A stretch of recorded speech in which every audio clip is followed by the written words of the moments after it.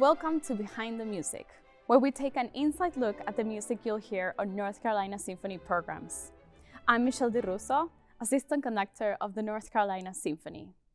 This weekend, the Symphony will perform a program featuring 20th century works that expand upon the forms and styles of the more distant past.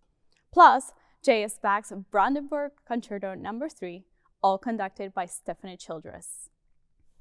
Let's begin our journey with Johann Sebastian Bach's Brandenburg Concerto No. 3. This concerto is part of his famous collection of 6 Brandenburg concerti, and the story behind it might sound a bit familiar to you. In 1721, Bach gathered 6 instrumental concertos that he had composed over the last decade or so and presented them elegantly to the Margrave of Brandenburg as part of his job application, in hopes of getting an appointment in his court in Berlin. Bach presented these works to show himself at his best and as a portfolio that would display his potential as a composer. Although these concerti are among the greatest glories of Baroque instrumental music and are perhaps the best known of his works, Bach unfortunately did not get the job. There also seems to be no evidence that the Margrave even saw his work or performed it. So how did these works finally make it into the public eye? Initially, the works remained in the Margrave's library until his death, then were passed on to his heirs and sold in an estate evaluation. They were not discovered in the archives of Brandenburg until 1849 and were finally published in 1850, 100 years after Bach's death. What makes this concerti so special and revolutionary is the way Bach uses the concerto grosso, one of the most important types of Baroque instrumental music. The composer provides a spectacular variety of instrumental techniques of the period in his own style and manages to enhance the spirit of the lively, sophisticated court entertainment. The concerto grosso, which means big concerto, employs a small group of soloists that alternate with a full orchestra.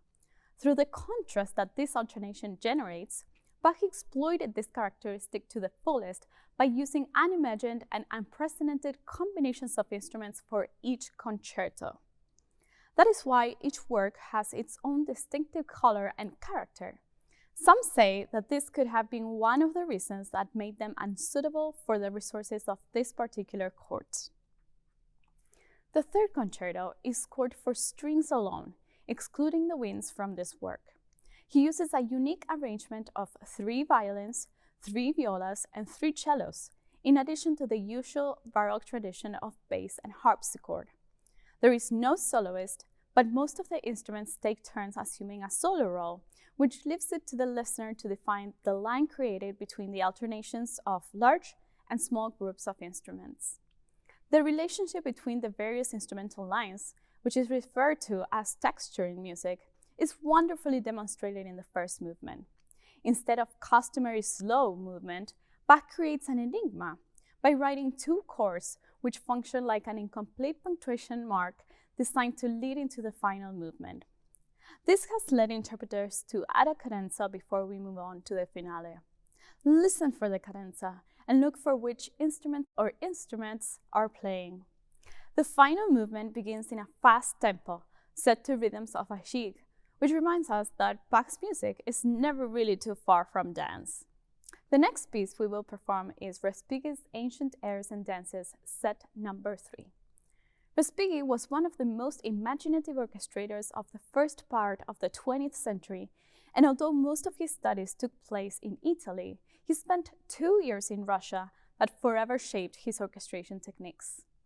And he studied with no less than the master of orchestration, Nikolai Rimsky-Korsakov.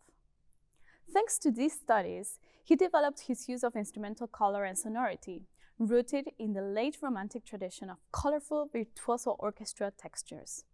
To this Romantic style, he integrated a deep interest in the Italian music of the Renaissance and Baroque periods.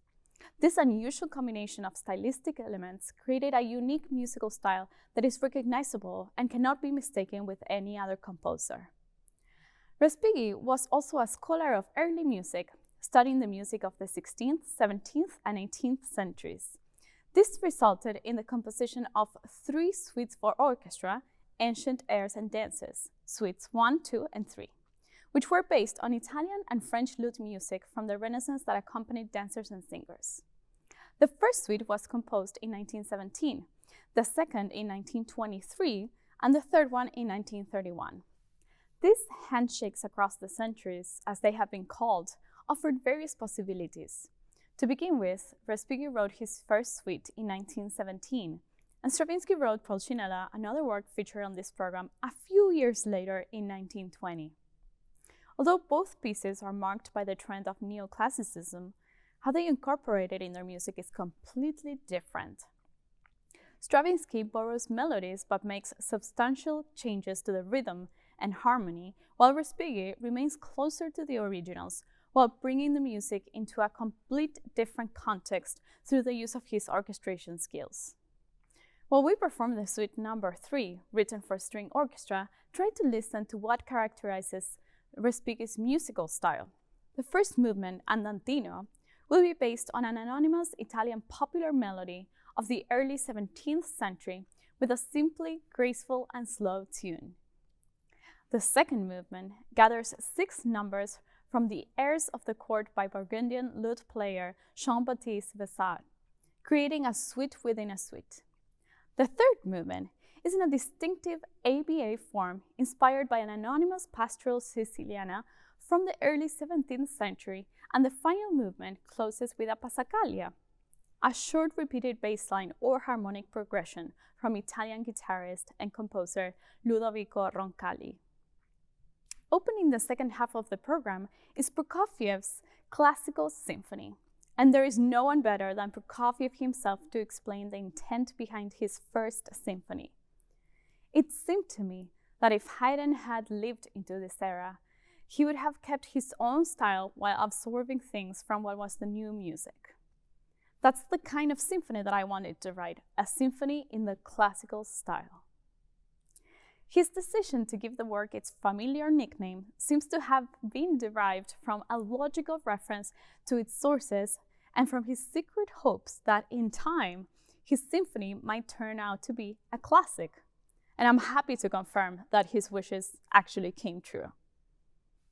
Following the model of Mozart and Haydn, Prokofiev wrote this symphony in 4 movements, but on a small scale.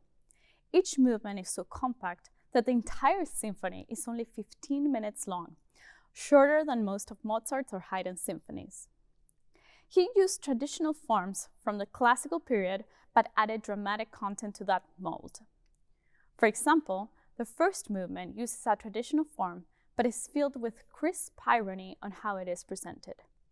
Listen for the recapitulation and its unexpected tonal behavior. The second movement then spins a long lyrical melody in the violins and flute. Prokofiev placed this melody in a high register on purpose, a decision that would have probably been avoided by a classical symphonist. The third movement might be familiar to you. It was such a success during the premiere of the symphony that Prokofiev decided to insert it into his Romeo and Juliet ballet score later on in 1935. Do you recognize it?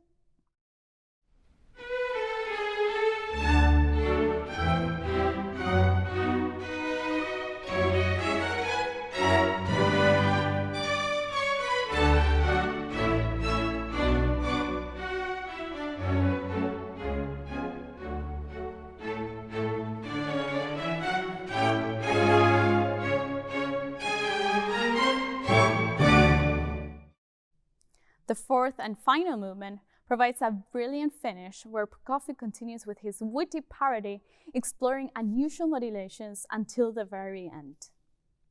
Closing the concert is Stravinsky's Pulcinella Suite. You may think that the jump we will be making in style from Bach, Respighi, and Prokofiev is huge, but this piece might just prove you wrong. When we mention Stravinsky and his music, probably the first thing that comes to mind is The Rite of Spring, a groundbreaking and revolutionary piece where Stravinsky explored primal dissonant sounds while developing his own musical language. But as Stravinsky got older, he transitioned out of this first Russian period and turned to neoclassicism in the 1920s. As I have mentioned before, neoclassicism in music is a trend from the 20th century during the interwar period where composers sought to return to aesthetics associated with classicism in order to bring balance, clarity of form, and common sense to the art form. Pulcinella stands at the beginning of the major shift in his musical thinking that occurred a few years after the end of World War I. It indicated a marked departure from the works that had given Stravinsky his reputation and into a new style that looked back to the music of the 18th century.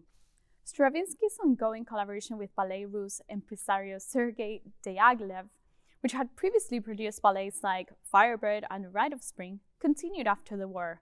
And Diaghilev suggested that he should write music for a ballet concerning the amorous escapades of a fictional harlequin and traditional hero of Neapolitan commedia dell'arte, Pulcinella. The music would be based on works by the famous 18th century Italian composer Pergolesi. The plot shows Pulcinella sought after by all the girls in danger of being killed by their boyfriends. Changing places with his double, Pulcinella escapes harm.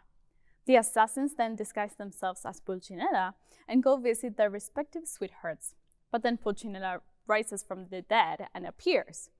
Becoming a benefactor, he arranges marriages for the couples and for himself to his own girlfriend, Pimpinella. The ballet was premiered in 1920 with costumes by Pablo Picasso, and the suite of the ballet was created in 1922. The North Carolina Symphony will perform the suite version, which consists of 8 brief movements and calls for a smaller instrumentation than the ballet. The suite, presented by Stravinsky, maintains most of the original melodies, but his language comes through in how he adjusts phrases, breaks up the symmetry, and adds colors by playing with the timbres of the instruments. Stravinsky said about this piece, "I also look for truth in the equilibrium of instruments, which is opposite of the thing done in what is known as chamber music, whose whole basis is an agreed balance between various instruments." I encourage you to find this disequilibrium, particularly in the 7th movement of the suite, where the melody appears in the trombone and double bass marked fortissimo. This unbalance is evident between these two instruments, as the double bass cannot compete with a trombone playing at such a high dynamic. I hope you enjoyed learning more about neoclassicism in music with me, and that you're able to find the similarities between the pieces that create wonderful connections through periods of time and music. We can't wait to see you in the concert hall.